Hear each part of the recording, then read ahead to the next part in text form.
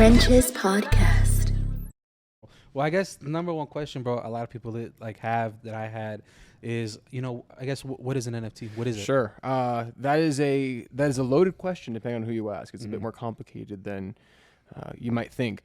At a base level, and in fact, I've tweeted about this, like how do people describe it? Because I myself haven't really known, but the most basic definition would be a digital collectible. So the easiest example is think of like a baseball card, a piece of art, anything that you collect, you can create a digital version of, tokenize it, have it minted on the blockchain, and then that permanently, immutably lives there as digital proof of ownership. And you are then attached to that asset. Your digital wallet owns that token, and that's nothing can change that.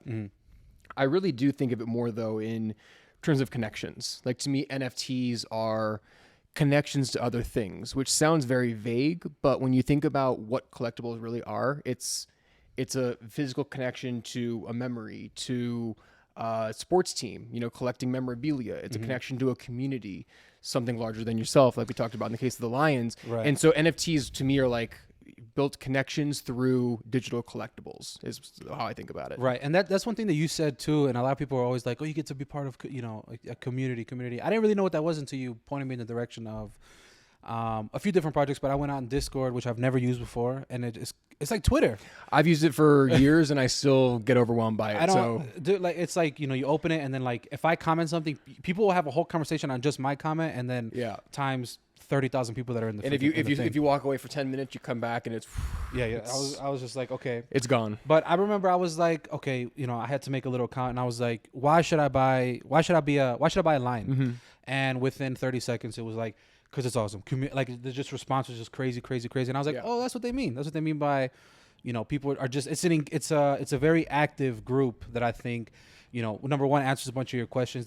Some people have multiples and they point you and like, check out their Twitter, check out this person, like make sure if you have any questions, follow this person. And I think like, that's just, for me, that's how I got a lot of understanding besides just talking to, for example, you or someone else. I mean, the best people to ask about any project are the people that own that project, and they've similarly invested money into being a part of that community. So who better to guide you on that path to why you should or should not get involved in that community than the people that are in it themselves. And I think the Lions really are, the lazy Lions are really the best. Put some respect. Exactly. Lions, they're not active. They're lazy. They're probably the best example of that. I think community, if I were to pinpoint one project that is known for their community, it would be the Lions. They're in it for one another. They are always there to support others that are in the project, and it's just an all-around great vibe community, as I'm sure you've experienced already in the short time you've owned it. Dude, it's so crazy. Like, I don't know, like it's funny because even on Twitter, people who aren't Lions, it'll be other projects will just start, commenting, liking, retweeting. I don't know. I just feel like there's it doesn't matter if you're all the way, if you buy an ape, if you buy this new stuff that's coming up every day.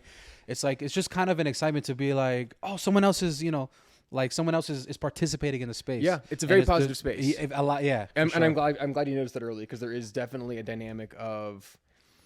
There's a phrase, I don't know if you've encountered this yet, but it's the acronym is WGMI, which stands for "We're Gonna Make It." It's like an NFT catchphrase, which basically means we're all in this together. We're here early. We're at the right place at the right time, and everyone's in it for each other's success. And it's not. I think in a traditional world, whether it be in finance, whether it be in sports, even of rooting for or against your team versus other teams, where there's a lot of adversarial, tension in certain instances, where in this case, for the most part, everyone who actually is for the health of the industry, everyone wants others to win. Everyone wants all projects to do well. And it's, you find that as the tide rises, all boats go with it, which is kind of a cool dynamic, and everyone can celebrate together. Yeah, that's like you said, bro. I noticed that super early, and I think one thing that all these different projects have in common, whether like I said, from this this side or this side, is that I feel like there's a level of uncertainty that everybody shares, where it's like, listen, man,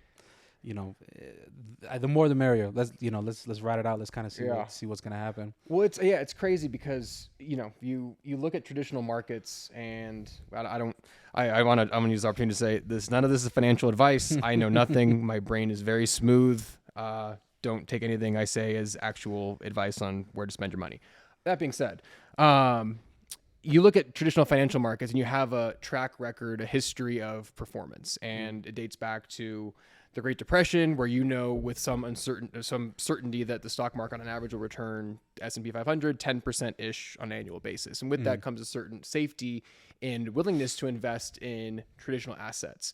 When you look at then let's then translate that, which is already a far cry from traditional markets, into crypto, which is just now becoming more mainstream as institutions get more involved after several years of dragging their feet on it. Even that is volatile in comparison to traditional markets, and it's very reactionary to traditional markets. And there's very small market factors that can trigger a huge swing, whether for the positive or negative, in cryptocurrency. Now consider that because NFTs are a derivative of cryptocurrency, they're bought in cryptocurrency. Yeah. It's like you have an asset that's a reaction to a volatile asset, which is a reaction to another asset, being traditional markets. So it's like maximum volatility. So it's to your point that no one really knows what's going to happen, and all you can really do is just enjoy the ride and have fun along the way. Do you have like certain cryptocurrencies, like small coins, big coins? Yeah, I dabble a little bit.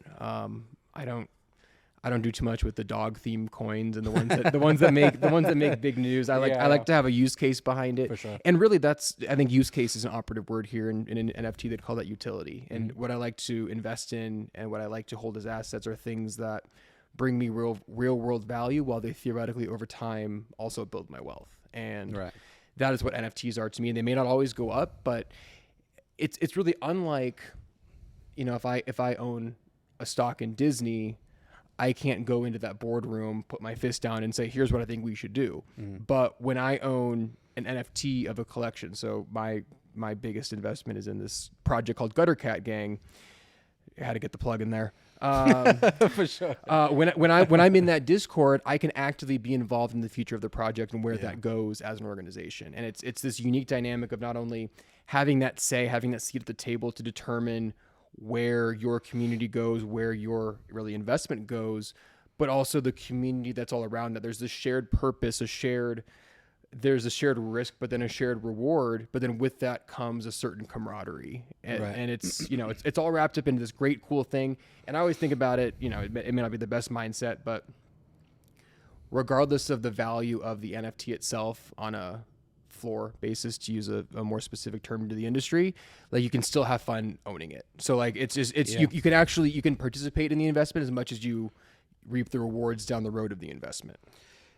Right. And now that's because with you using, you're saying as an investment, like you buy it and the hope is for it to go up in value. But from speaking to you, there's different, you can buy one and hold it, you can buy one and try to sell it or you attach it to different projects. And I actually got the reason why I was strongly considering having one was to attach it to the podcast and stuff like that. So can you kind of explain like the difference of having it, owning it? Like, is there a certain it's different people have different methodologies, and I could give a 30-minute answer on this alone, but every project will have a utility that comes with it, whether that be the pursuit of let's say a TV show around the IP, whether it be a metaverse application, so creating a metaverse world out of ownership of the NFT that you could then participate in using your asset as the avatar. It could be like the Lions, like a sort of rewards distribution program where the money that goes into the project then goes back to the users for holding and owning their Lions. It could be a game. So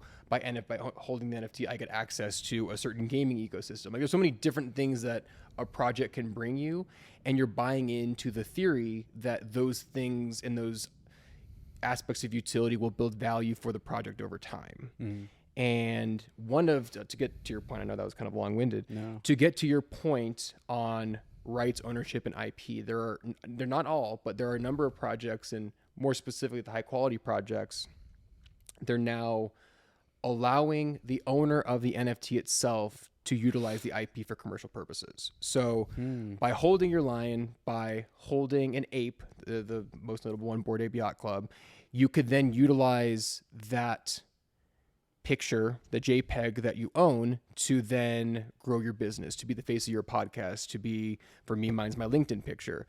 I will then use that as I grow businesses and build businesses. I will use that as sort of my public persona, my face on the outside.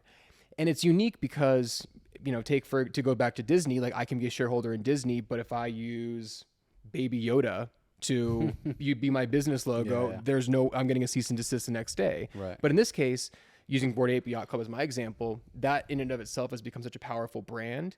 And as an owner of a piece of that brand and owning one of the NFTs, I am empowered to basically build brands off of their brand that they are going lengths to grow. Gotcha. And then I'm in turn empowered to do the same on top of that, which as far as I know, I've never encountered anything that powerful in terms of freedom of IP, I guess.